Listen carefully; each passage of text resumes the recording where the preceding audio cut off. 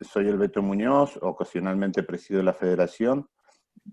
Quiero expresarles las gracias a todos, todas y todes que están reunidos aquí.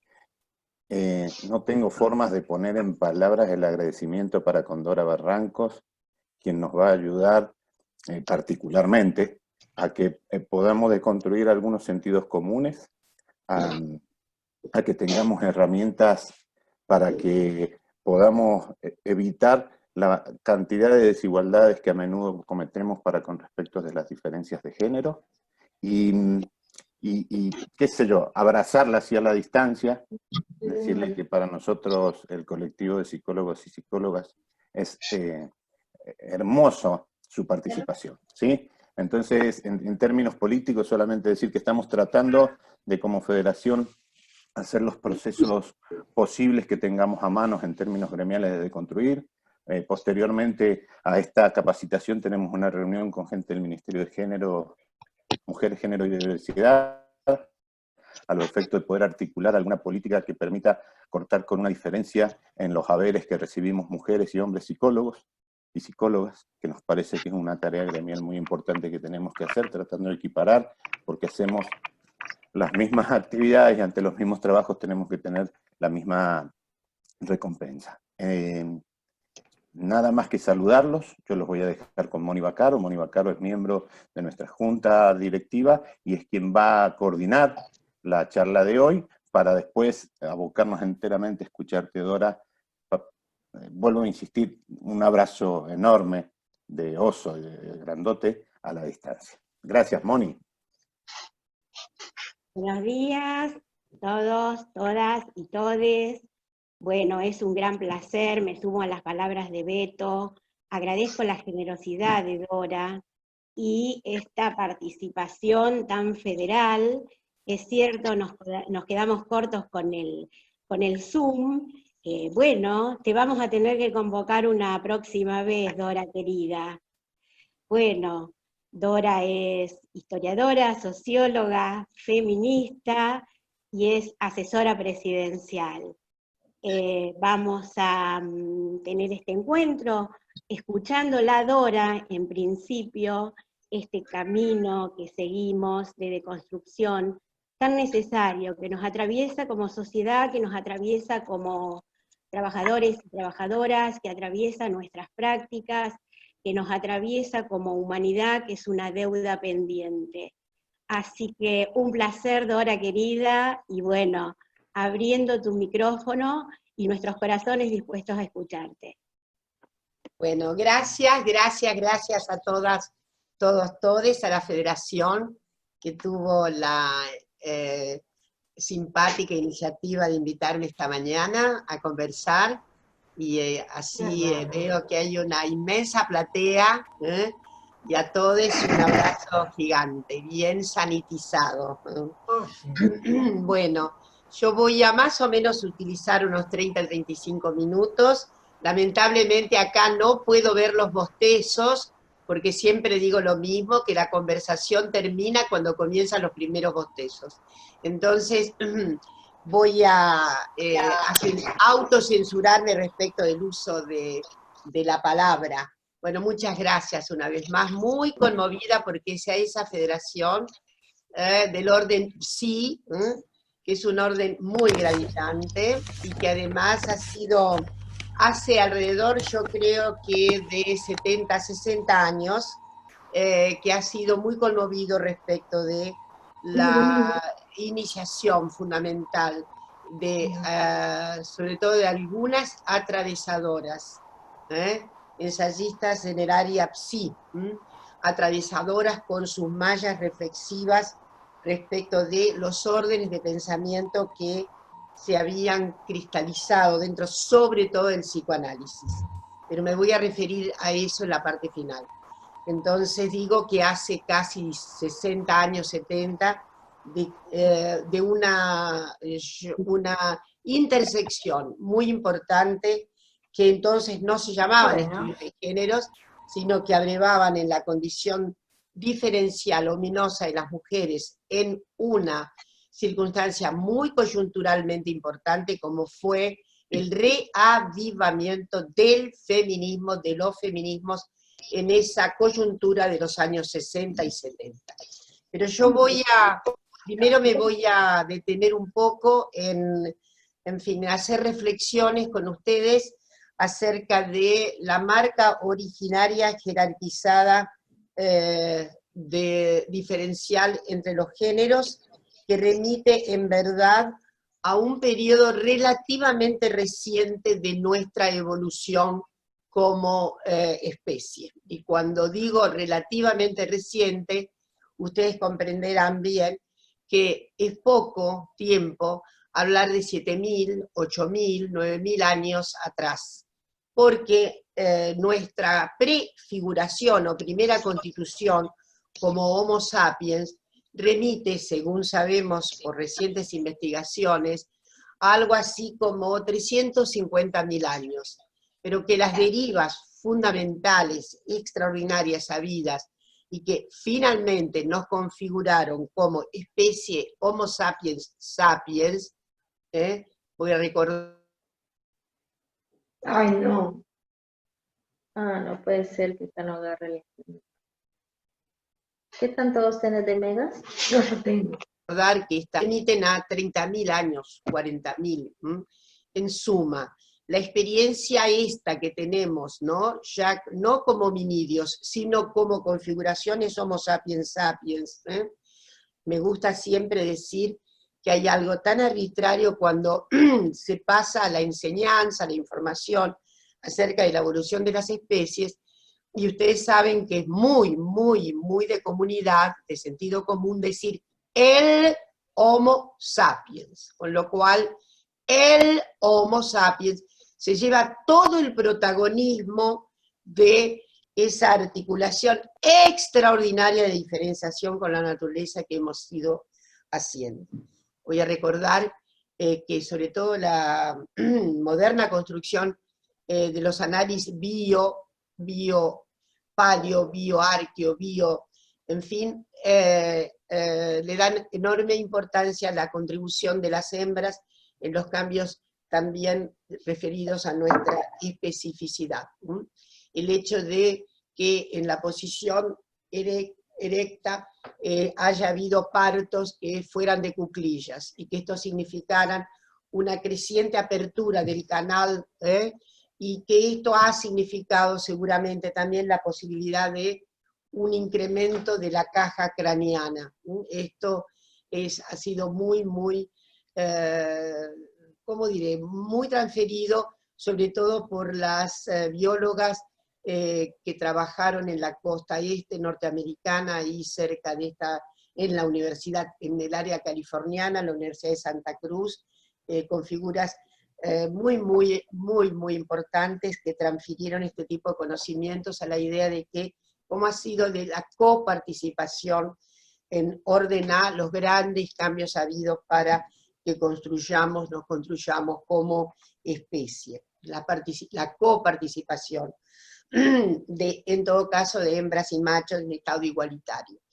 Bueno, pero me voy a venir más acá. Todo indica que había en el largo transcurso, sobre todo ya en la instalación esta Homo sapiens sapiens, había absoluta imposibilidad de hacer un distanciamiento sociosexual relativo a funciones fundamentales de uno u otro sexo. Desde luego, las mujeres se engendraban, parían y demás, pero eso no significaba que no hubiera funciones otras de esas comunidades primitivas antecesoras que no hicieran. Había una absoluta indiferenciación. Todos los cálculos que se han hecho historiográficos más recientes revelan que para cazar, para obtener frutos naturales, etcétera, era todo el conjunto de la comunidad. Es más, en aquellas circunstancias, debo recordarles, la expectativa de vida era tremendamente escasa.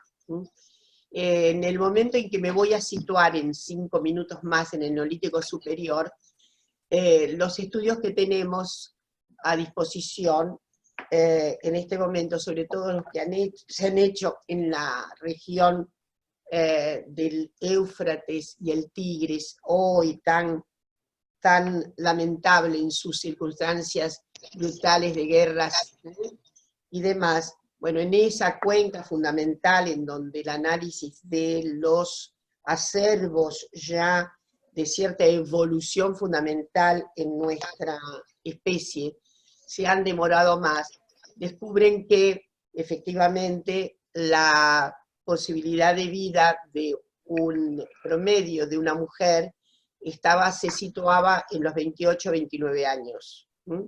Estoy hablando de algo así como 9.000 años atrás, 28, 29 años. En aquel momento la demografía femenina tenía menos posibilidad de expectativa que sus compañeros varones, muy probablemente por todo lo que implica las circunstancias del parto. Entonces, el periodo intergenésico mínimo, porque se paría y se paría y se paría, enorme cantidad de criaturas, enorme imposibilidad de vida, que a veces significaba la sobrevivencia de apenas unas criaturas, dadas las inclemencias notables, dada la singularidad de la habilidad de exposición a todo tipo de penurias, que es ese pasaje crucial de nuestras poblaciones antecesoras.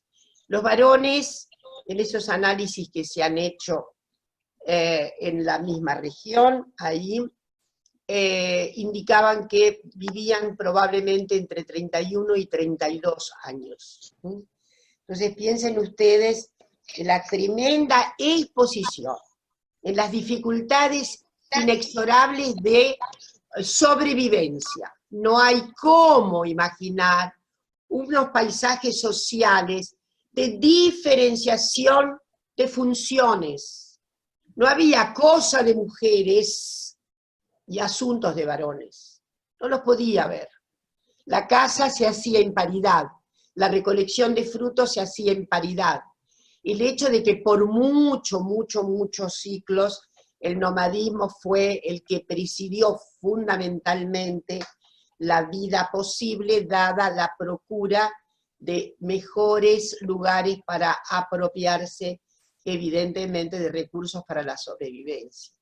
Hasta que efectivamente hay un salto cuántico, se sale de la situación nomádica a una situación sedentaria, ese es un cambio extraordinario, y ahí, por eso me quiero fijar ahora, sobre todo en el Neolítico Superior, que es una enorme cantidad de ciclos, se van a dar una serie de modificaciones, no en vorágine, seguramente algunas más rápidas y otras más paulatinas, en las que muy probablemente, se debe encontrar tal vez el principio de simbolización que nos caracteriza.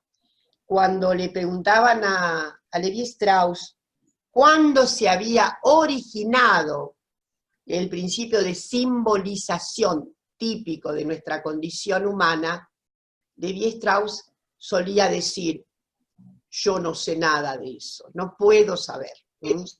Evidentemente, es todavía, me parece ignoto, acertarle con el momento ese extraordinario de la condición de posibilidad de tener un orden simbólico, que es finalmente el orden que nos permite decir que estamos en un estadio separado de la propia naturaleza.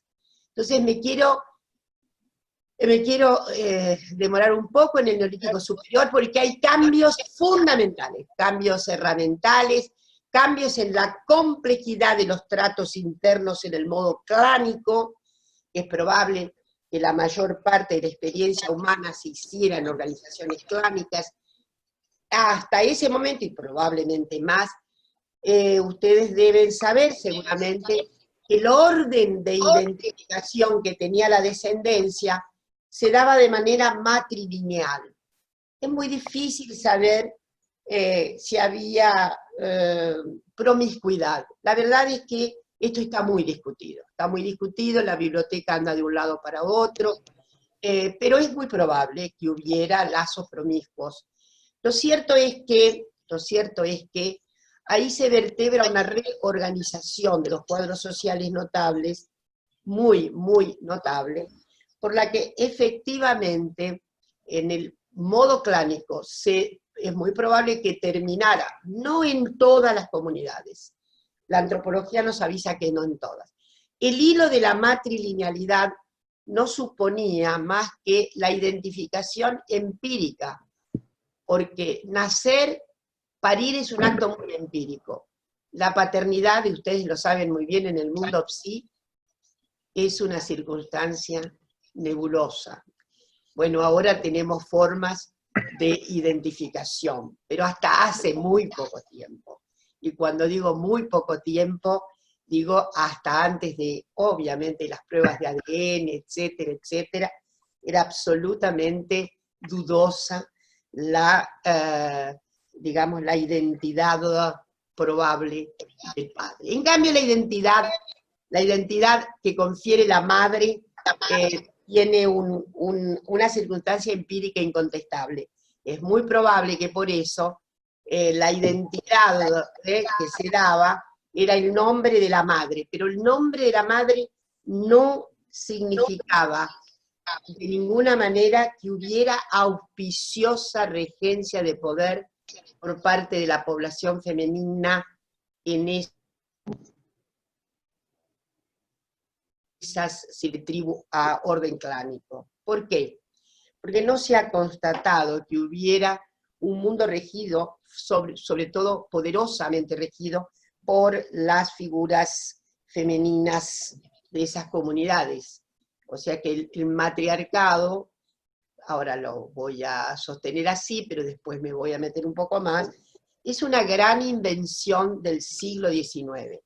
Y creo que fue una invención compensatoria, notablemente compensatoria, de la degradación que sufrieron las mujeres, especialmente durante el siglo XIX.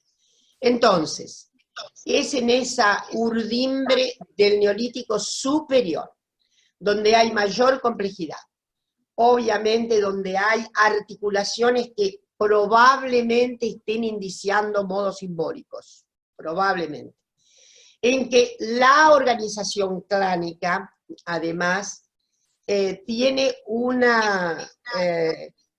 inventa un instituto que hasta ese momento no tenía ninguna probabilidad regente, y es el instituto de la privatización. Es el instituto extraordinario de creación de propiedad privada. Engels, con su famoso texto Orígenes de la familia, la propiedad privada y el Estado, texto que le llevó mucho tiempo, una elaboración de enorme erudición de Engels, de enorme erudición. Ustedes saben que ahí repasa Morgan, Bachofen, todo lo que existía en aquel momento de conocimiento acerca de los orígenes, de los modos angulares de familiaridad y de congestión del poder que lleva a la cristalización del patriarcado. Para Engels, el invento de la propiedad privada, de la patrimonialidad sobre recursos naturales, rebaños, etcétera, era el inicio del patriarcado. Esto es el inicio de la apropiación, de la privatización de los cuerpos femeninos. Recientemente, digo recientemente, porque estamos hablando de 50, 60 años atrás, con el advenimiento de una regeneración absoluta del ensayo feminista, vino a tono una nueva visita a lo que eran efectivamente los orígenes, los inicios, los signos iniciales del patriarcado. Y debemos muchos trabajos, pero especialmente uno a Gerda Lerner, La creación del patriarcado, Gerda Lerner. que trabajó años y años, sobre todo los materiales, inclusive los propios materiales que Engels había trabajado y sobre los que había reflexionado. E hizo un cambio, se trata del mismo instituto, pero cambia el orden del objeto primario de sometimiento y de patrimonialidad. Y reveló una serie de documentos muy notables, no solamente ella y toda una playa de hoy día, que la primera apropiación, el primer ejercicio de propiedad, de patrimonialidad, se ejerce sobre las mujeres. Esa es la primera experiencia de patrimonialidad. ¿Por qué? Porque deviene una consistente manifestación respecto de que el cuerpo femenino efectivamente pertenece a los varones en el orden clánico, y ahí digo, sugiérese el principio de un orden simbólico, porque efectivamente se ensaya con mucha fortaleza, obviamente se va a ensayar con mayor fortaleza, el principio del tabú del incesto, por el cual las mujeres deben ser exoneradas, deben ser rotadas, deben ser puestas al servicio de los otros órdenes organizacionales, generalmente en espacios relativamente comunes. Entonces, tenemos aquí con un drama notable. A partir de entonces, no hay una data fija, no podemos decir que fue en este preciso momento. Hay procesos regulatorios que van a confirmar el poder relativo mayor de los varones sobre las poblaciones femeninas. De modo que, y no solo sobre las poblaciones femeninas, se van a originar lazos absolutamente de dominio y de sometimiento a aquellas criaturas que efectivamente en la codificación probable signifiquen débiles o signifiquen, en fin, con algunas circunstancias de diferenciales, y no quiero de ninguna manera decir que este diferencial podría ser el no cumplimiento canónico de una cierta masculinidad y ni nada de eso, no digo eso. Digo aquellas criaturas que desde alguna perspectiva nocional pudieran significar más débiles. Esto es el inicio del patriarcado en todas las comunidades humanas.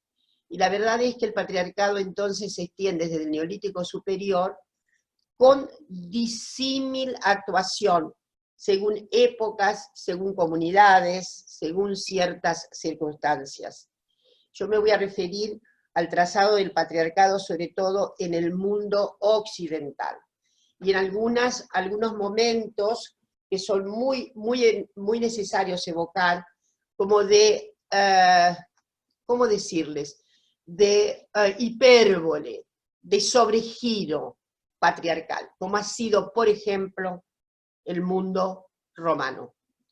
La Roma que todos conocemos, la Roma clásica e histórica, aún en sus periodos republicanos, fue absolutamente patriarcal. Les voy a leer unas líneas nomás respecto de cómo era el orden. Este texto es de Marta Quevedo Jaime y se refiere al estatus jurídico de la mujer en la antigua Roma. Rápida lectura. Roma estaba organizada de forma patriarcal, patrilineal y patrilocal, siendo liderada cada familia por el pater familias, con la patria potestas, un poder que le otorgaba máxima autoridad, y al que las hijas se veían sometidas con imposiciones y controles por ser consideradas incapaces, es decir, por carecer de capacidad jurídica y ser alieni iuris, ser gente alienada que tenía que estar dependiendo. Llegaba hasta el punto que su primer poder sobre ellas era decidir si vivirían o no, nada más al nacer, dejando sin garantía el derecho de supervivencia. Y esa autoridad no se extinguiría, aun cuando alcanzasen la mayoría de edad, sino que siempre que el pater familias estuviera vivo, se mantendría. Entonces, son apenas unas líneas. Imaginen el poder sobre las mujeres. Me demoro en nada menos que en la codificación romana, porque ustedes saben que es del es del derecho romano, que emanan todavía las hebras fundamentales del derecho en nuestros países. Es cierto, ha habido sacudones extraordinarios, y a eso me voy a referir.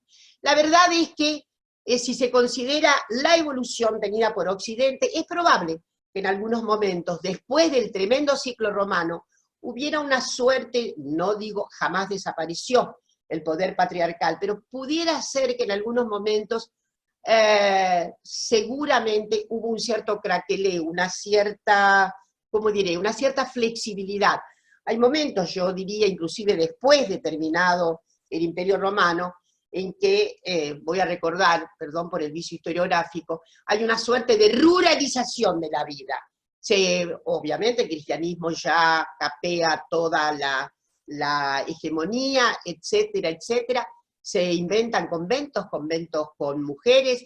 La vida en los conventos en el siglo XI y XII muestra, por lo menos por la historiografía que tenemos, que las monjas estaban bastante desprovistas o muy lejanas de ser sometidas al poder de los obispos. Primero, los obispos tenían muchas dificultades para llegarse a esos lugares.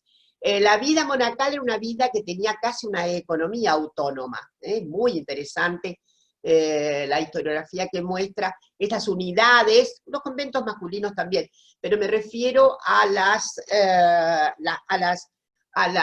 circunstancias de los conventos femeninos, en donde tenían sustancialmente, además, pródiga comida, etcétera, etcétera, etcétera.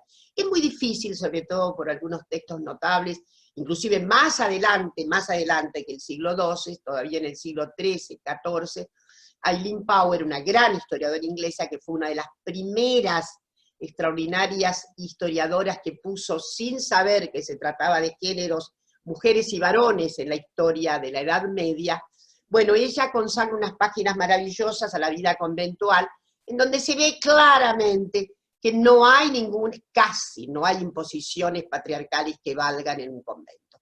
De modo que las cosas se pusieron muy diferentes después del Gran Concilio de Trento, siglo XVI. Ahí hay un reordenamiento muy vigoroso, se trataba de una reacción a la Reforma Protestante, de modo que sí hay un reverbero patriarcal inexorable en lo que sería la constitución eclesiástica piramidal. Pero me voy a ir más acá. Durante el antiguo régimen, las mujeres en la aristocracia dispusieron de alguna libertad sexual mucho más entonada que lo que va a sobrevenir después. Cualquiera de nosotros puede leer la literatura, sobre todo. El hecho de que no tuviéramos un canon moral estricto vinculado a la honestidad inexorable de las mujeres en la vida conyugal, como el que pudimos tener 2 siglos más adelante. Si voy a recordar esto que a veces recuerdo, miren, a nadie se le hubiera ocurrido tratar de meretriz a Diana de Poitiers, y a nadie se le hubiera ocurrido tratar de prostitutas a las favoritas de Luis XIV, por ejemplo. Es absolutamente imposible, porque estaba dado, esto estaba absolutamente, ¿cómo diré?, estaba legitimado por los códigos de regla. Hay un texto maravilloso que se los recomiendo, La Sociedad de Corte, de Norbert Elias, y también el proceso civilizatorio fundamental para ustedes, porque Norbert Elias ha sido vigoroso en una asociación psicoanálisis a la evolución de las sociedades en Occidente. Así que es una recomendación. Y ahí Norbert Elias dice claramente que no hay la posibilidad de un contaminante refractario, moral, indicado, por ejemplo, a aquellas mujeres cuyos maridos se disponían, inclusive de buen humor, al menos, para que se tuvieran algunas circunstancias de intimidad con el monarca. En fin, cambio absoluto. En el siglo XVIII, inclusive, se ve muy bien una participación muy interesante de mujeres en círculos literarios, en salones literarios. Los principales salones literarios de Francia tenían a su frente regencias femeninas.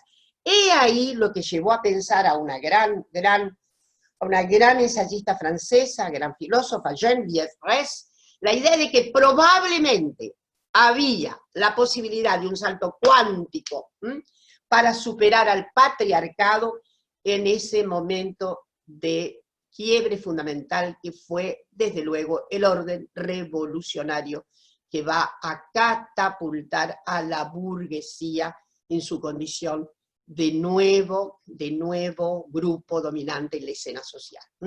Queda atrás el antiguo régimen, la aristocracia, la promesa, ustedes ya saben, de el advenimiento del ciudadano moderno, plebeyo, con todos los derechos, la división de poderes, el nuevo orden jurídico, todo lo que sabemos que irrumpe, no de un día para otro, los varones no tuvieron todos los derechos de ciudadanía de un día para el otro, esto es clarísimo, pero lo que es estremecedor es el salto hacia atrás al que fueron obligadas las mujeres.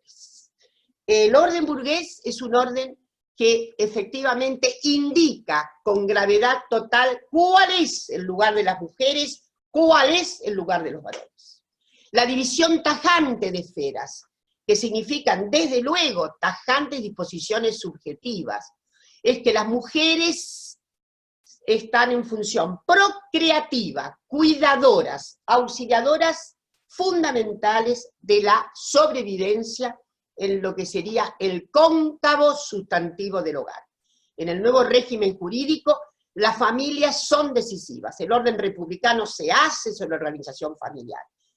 Y esta dominación de las mujeres por parte de los varones, en un reconstituyente patriarcado insólito, si ustedes piensan que es el salto a la modernidad, insólito, quiero decirles que tiene un ajuste fundamental en el propio orden jurídico, en lo que es la codificación del derecho privado, del derecho civil, que emana, como ustedes saben muy bien, con una fuente fundamental como es 1804, Código Napoleónico. No era el único, porque había por lo menos 4 códigos más, este es regente, y ahí les voy a recordar lo que dice el código. No es muy diferente, salvo la posibilidad de matar a la niña que nace, pero no es demasiado diferente. Determina la inferioridad jurídica femenina.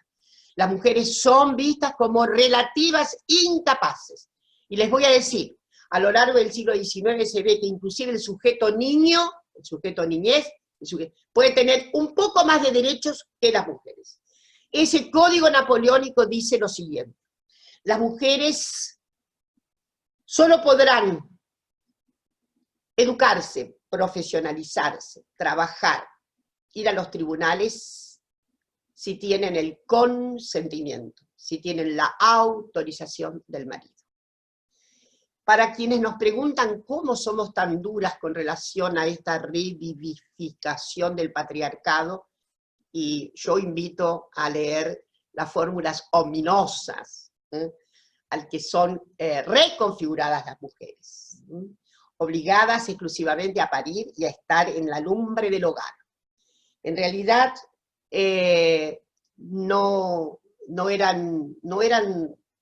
eran incapaces, eran relativamente incapaces, eran inferiores jurídicamente. Y la verdad es que a medida que el siglo XIX extiende la versatilidad enorme de ciencias que son las ciencias que de alguna manera tenemos como circunstancia fundamental hoy mismo, ustedes saben que para Bachelard, la ciencia moderna efectivamente no tiene nada que ver con la ciencia anterior y que hay un corte epistemológico notable, de modo que del siglo XVIII para acá se puede hablar de la ciencia al uso, de la ciencia estándar, de la ciencia normalizada que hoy tenemos. Pero la ciencia fue coadyuvante fundamental en la gestión patriarcal. Su organización fue patriarcal, su punto de vista fue patriarcal, sus valores fueron patriarcales. Las mujeres que en alguna oportunidad histórica a lo largo de los tiempos podían haber concurrido, sobre todo eran a veces formadas en el núcleo familiar por padres, maridos, hermanos. Yo voy a recordar que en el siglo XVII había alrededor de 17% de astrónomas mujeres en el área de Prusia, por ejemplo, ¿no? Y llegamos al siglo XIX con una con una reconfiguración en sentido contrario. Las mujeres no pueden ir a la universidad. La universidad es un lugar en donde se forman los varones. Solo se abrieron lentamente las universidades por fuerza del empeño, sí, de algunas figuras menos constrictoras, en la costa este norteamericana, en la situación de, por ejemplo, del sistema Oxford-Cambridge, solo en los años 1860, 1868, 1869, y en general en el mundo ocurrió que las mujeres que pudieron ir a la universidad, en su enorme mayoría, ustedes ya pueden ir adivinando a qué facultad se abrió por razones casi de homologación de lo que sería su destino natural. Medicina. Medicina, las acciones curativas, etc. Otra cosa que quiero decir es la absoluta ilegitimidad, la baja legitimidad para que las mujeres estuvieran en actividades extradomésticas. Las que adquirieron mayor legitimidad temprana fueron las sagradas maestras. A esas sí se les habilitó, porque esas eran sucedáneas de la maternidad. El maternaje estaba muy presente, obviamente, en el constructo imaginario de la maestra. Entonces, me voy más rápido, es en este suelo tremendamente discriminatorio que las mujeres eran asimiladas a la naturaleza natural.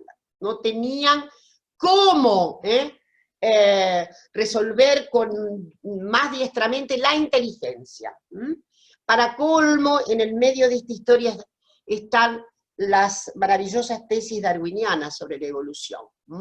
Y hubo como una vuelta de tuerca sobre algunas tesis darwinianas, imponiendo la idea de que las mujeres habían llegado a un cierto estadio de evolución, no más que hasta ahí, por lo que eran una segunda inteligencia, un temperamento muy atormentado, un manojo de nervios, una pura emoción.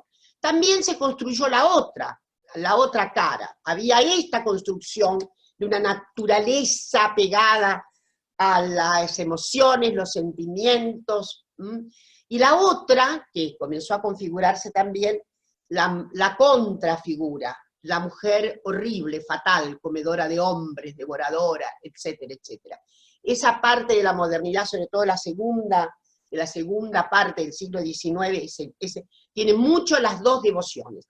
La madre absoluta, el ángel del hogar, diría el gran Bateman, el inglés, el ángel del hogar, junto con la pérfida, que era además ninfomaníaca, ustedes saben, ¿no? Era una exteriorización de una sexualidad tremenda a raudales.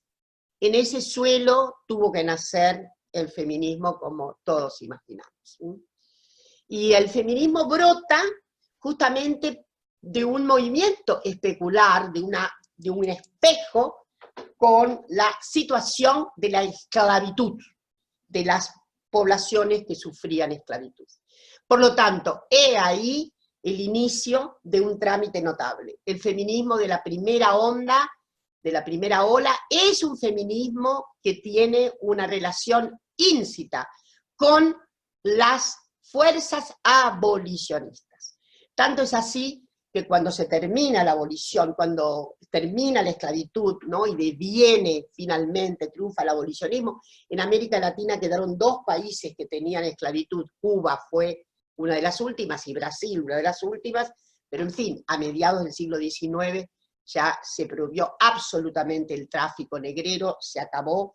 Entonces, John Stuart Mill, que fue un gran amigo de las mujeres, puede recordar que el feminismo tuvo muchos amigos feministas. En general, las parejas, una feminista, en general su pareja, su esposo solía acompañarla, en fin, hubiera sido un problema, de todas maneras, sin duda los hubo. Pero lo que quiero decir es que esas parejas feministas son muy notables en ese primer arranque del feminismo. Feminismo al fines del siglo XIX, y el que va a ir hacia el siglo XX es notable. Y va a ampararse, va a gestionar 4 cuestiones fundamentales, a saber, salirse de la inferioridad jurídica, ganar la igualdad jurídica, ganar la posibilidad de ser ciudadana, es decir, sufragio femenino, educación, y por último, una cuarta cuestión que a menudo se olvida, y que fue que las feministas fueron las que propusieron a los estados que los estados reconocieran el maternaje. La clave del maternaje es notable en este primer feminismo, que reconocieran esa circunstancia y fueron las que primero las asignaciones familiares. Los estados cumplieron, dando asignaciones familiares a la masa de trabajadores varones. Entonces me voy más cerca. Esto es el gran combustible de la primera ola. Y por último, quiero decirles que sí, en los años 60 y 70, después que las mujeres habían ganado la gran mayoría de estos derechos, por lo menos en los 60 ya no había, el último país europeo fue Suiza en darle el sufragio a las mujeres. Pero hay un reverbero extraordinario en los 60, 70, extraordinario. Y en el reverbero eso cuenta una serie de circunstancias de contexto. Las guerras de independencia, sobre todo las guerras anticoloniales, la guerra de Vietnam, las guerras anticoloniales, las luchas por los derechos civiles de las poblaciones negras norteamericanas, el movimiento hippie, los movimientos estudiantiles, el craquelé extraordinario que vibra en los años 60, la revolución cubana, etc., dan un nuevo marco de emergencia a ese feminismo. Quiero decirles que ese feminismo que se retoma con bríos notables, porque se hace teoría feminista por primera vez, teoría antipatriarcal por primera vez, es decir, se estudia el patriarcado, se lo analiza, se descubre cuál es su fermentación, cuáles son sus dispositivos. Por supuesto, de esto devienen fuertes retos al propio psicoanálisis. Entonces, si yo tengo que resumir lo que pasa con las feministas en los años 60 y 70, digo, las mujeres se dieron cuenta de que debían ser propietarias de sus cuerpos. Se reapropiaron de sus cuerpos en un sintagma mucho mayor que corporalidad, deseo.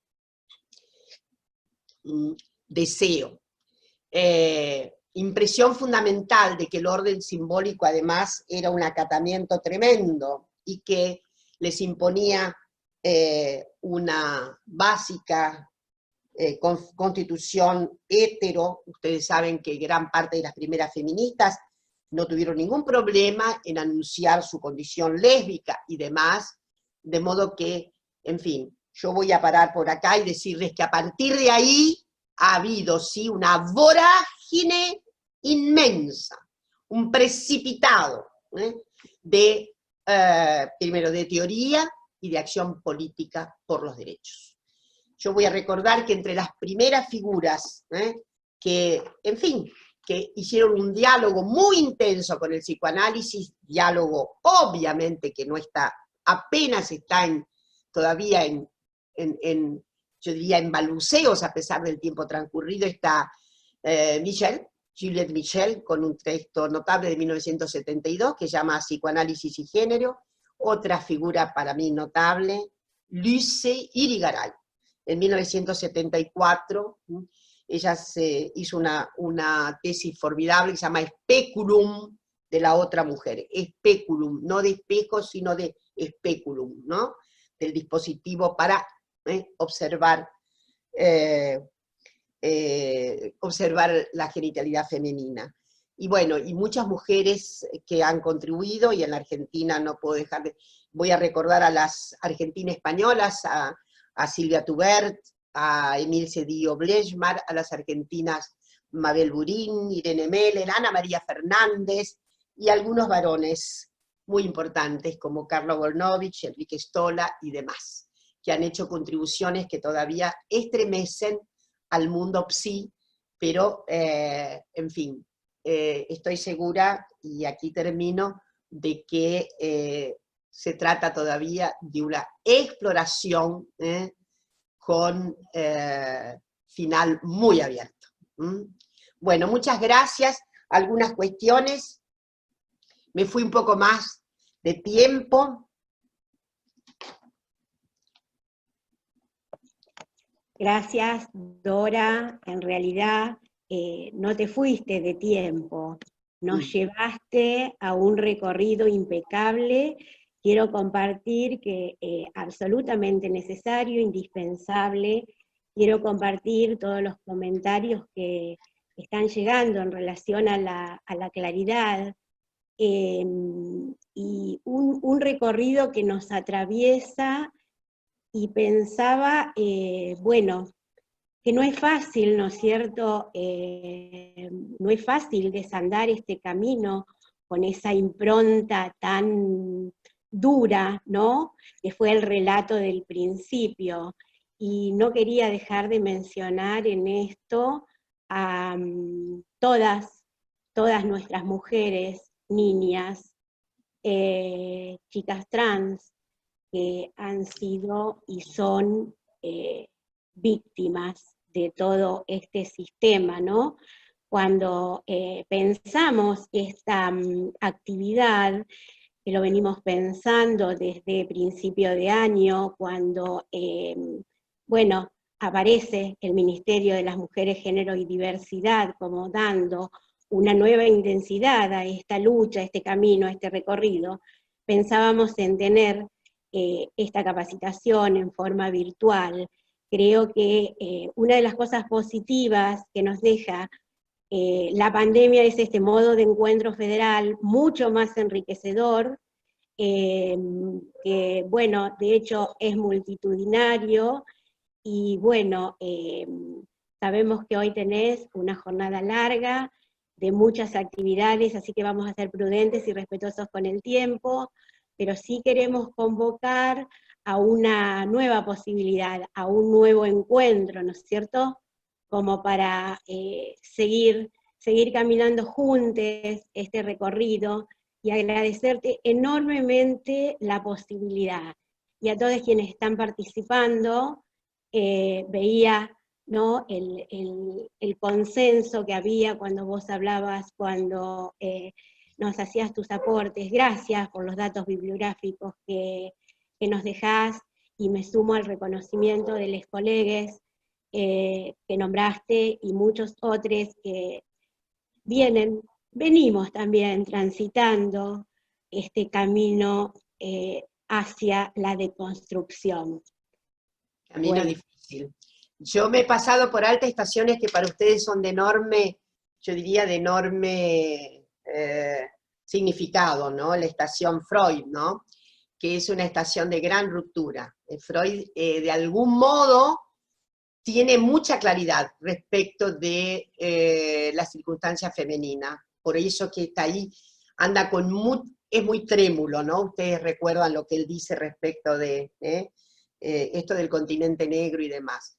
Pero en realidad la figura de la histérica es la figura producida por el patriarcado, ¿no? En ese texto de Niels Dio Bleichmann, El feminismo espontáneo de la histérica, es extraordinario, ¿no?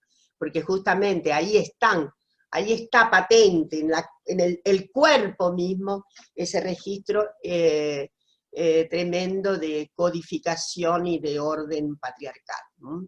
En fin, esto es toda una ruptura, porque ahora queda la otra cuestión, seguramente para ustedes pendiente, que podríamos otro día, o en otro momento, continuar respecto de, bueno, cuáles son los retos que se plantean justamente para el psicoanálisis a propósito, no solo de las reconfiguraciones, tal como decía Moni, las reconfiguraciones jurídicas que tienen que ver con derechos. Ayer se lo decía a un grupo de gente, miren, acá hay una cuestión que el psicoanálisis tiene que pensar. El orden jurídico ha ido mucho más lejos, piensen ustedes, identidad de género, ley de identidad de género, que garantiza el estado de ciudadanía al arco sexo social más variado. Entonces, ¿cómo esto, estamos ahora a 10 años del matrimonio igualitario, ¿no? y los otros días una querida colega de ustedes recordaba la desestabilidad que producía en el mundo psi la cuestión de, sobre todo, de la coparentalidad, de la comaternidad. Entonces hay estremecimiento. Yo creo que tiene que haber, como lo ha habido, una muy buena nueva renutrición para hacer el salto que el psicoanálisis requiere en estas condiciones de posibilidad. Así como Freud fue un salto cuántico en las condiciones de posibilidad del propio patriarcado, ¿no? Instaurar el orden, nada menos que el orden psíquico, ¿no? Completamente diferenciado de ánimas, almas, se dice que en realidad es lo que generalmente conceptuaba Freud, y su límite histórico respecto de los vertederos biológicos, evidente. Pero hoy estamos en una circunstancia completamente diferente. Entonces creo que ahí hay, y lo interesante es insistir en los nombres de muchas argentinas que han sido protagonistas muy pioneras en términos de repensar sobre todo el psicoanálisis. Desde luego, el psicoanálisis es una de las teorías, seguramente entre ustedes hay muchas otras teorías, pero bueno, dado el dominio en la plaza que ha tenido el psicoanálisis, su sortilegio me lleva a una indicación de una cierta hegemonía, por lo menos, en ciertos órdenes de formación. ¿Alguna pregunta, algo que pudiera? Están preguntando, Dora, ¿a qué texto te referías cuando hiciste mención a la histeria? El texto de... Hay un texto, para mi gusto, notable, es el de Milce Dio Bleichmar, El feminismo espontáneo de la histérica. Pero ¿por qué? Porque hay un recorrido sobre la histérica.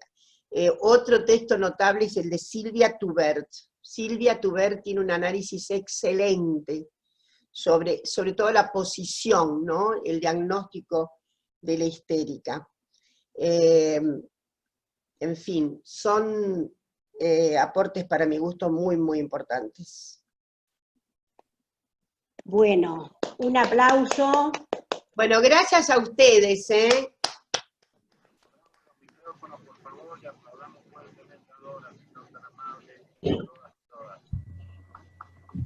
Bueno, muchas gracias, y mucha salud en esta temporada un poco, ¿cómo diré?